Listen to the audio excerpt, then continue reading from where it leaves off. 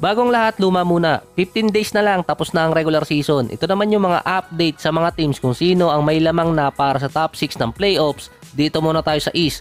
Petics pa rin ang Celtics. Ang Bucks, 2 panalo na lang ang kailangan nila para ma-secure yung playoff spot. Actually, secure na naman. Pwede kasing ma-clinch na ng Bucks yun sa April 3 to April 6.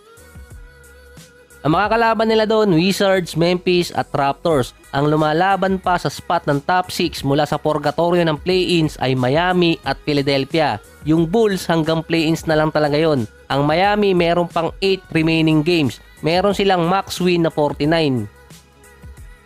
So, ibig sabihin yung Cavaliers na isa sa mga team na nag-i-struggle sa East, kailangan nila ng 5 kasi nasa Miami ang tiebreaker. Kapag natalo ng isa ang Miami, mababawasan yung 49 wins, 48 na lang. So, 4 na panalo na lang din ang kailangan ng Cleveland noon para makasecure. May lamang lang ang Cleveland na 3.5 wins kontra sa Miami Heat. Ang next 3 games ng Miami ay versus Knicks, Philadelphia at Houston. Ang Cavaliers naman, Jazz, Suns at Lakers.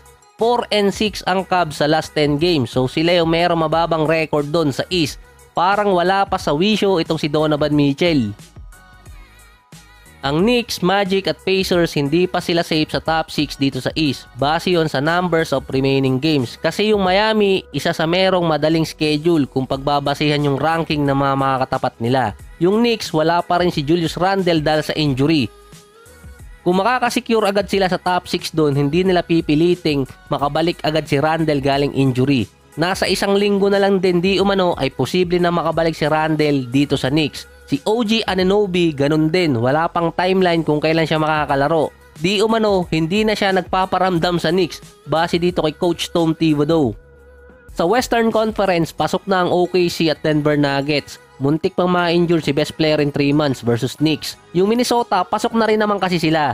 Dahil ang max win ng Kings at Suns, 51. Nasa Sacramento pa yung tiebreaker at nandito sa Phoenix. Maglalaban pa kasi yung Suns at itong Minnesota. Sa technicality, 3 na ang naka-X sa standing ng West. 3 na lang yung pag-aagawan. Mula number 4 hanggang number 6 yung available.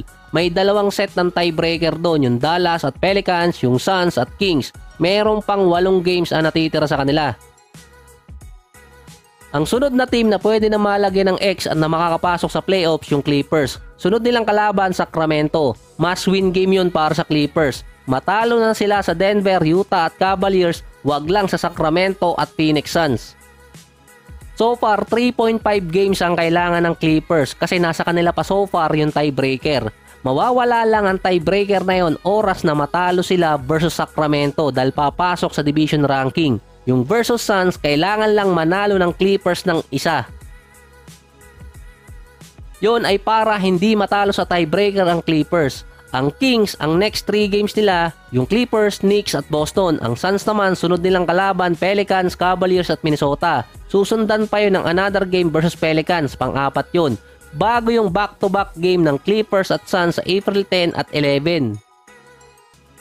Ang magiging senaryo sa next 5 games, ito yung pwede na makaklinch ng spot ang Clippers kapag ang Suns at Kings natalo ng 2 at yung Clippers nanalo ng 2 or 3, secure na nila yung isang spot.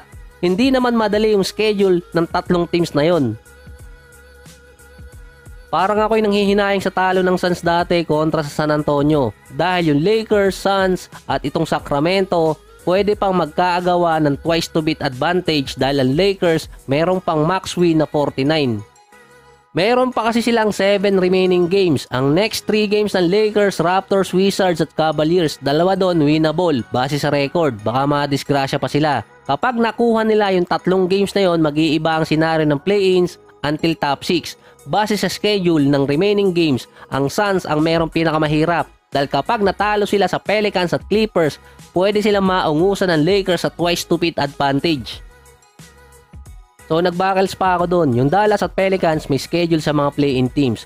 Kapag natalo or nanalo sila, mag-iiba yung landscape ng number 5 to number 9. Kasi kapag nanalo yung Pelicans at Dallas kontra sa mga teams sa remaining games nila, pwede nilang maipasok agad yung Clippers sa isang spot sa playoffs. Kapag naman sila ang natalo, yung Clippers, kailangan nila ma-secure yung 3 panalo pa.